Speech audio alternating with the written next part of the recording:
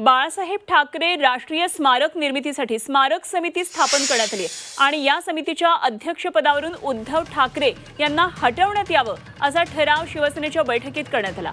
ठाकरेंकडून जागेचा गैरवापर होतोय असं टीका रामदास कदम यांनी केली आहे। तर या टीकेला संजय राऊत यांनी प्रत्युत्तर दिले।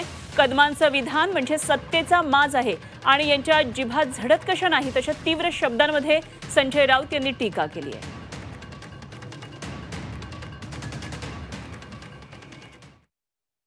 ज्यांनी शिवसेना प्रमुखांच्या विचाराला हळताळ पासलंय, शिवसेना प्रमुखांच्या विचाराच्या विरोधामध्ये फक्त मुख्यमंत्री बनण्यासाठी लाचारी पत्करून जे उद्धव ठाकरे काँग्रेससोबत गेले, त्या उद्धव ठाकरेंना शिवसेना प्रमुखांच्या स्मारकाच्या अध्यक्षपदी बसण्याचा नैतिक अधिकार नाही।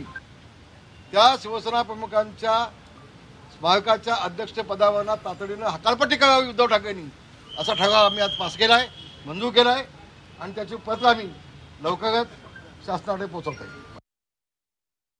बाळासाहेब ठाकरेंच्या विचारांशी कोणी गद्दारी केली हे महाराष्ट्र जाणतो। आज फक्त हातामध्ये सत्ता आहे, पैसा आहे म्हणून त्यांची ही मस्ती चाललेली आहे। माननीय हिंदुहृदय सम्राट बाळासाहेब ठाकरे यांच्या स्मारक समितीच्या अध्यक्षपदावरून उद्धव ठाकरे यांना काढा असं बोलताना यांच्या जीवात झडत कसा नाही।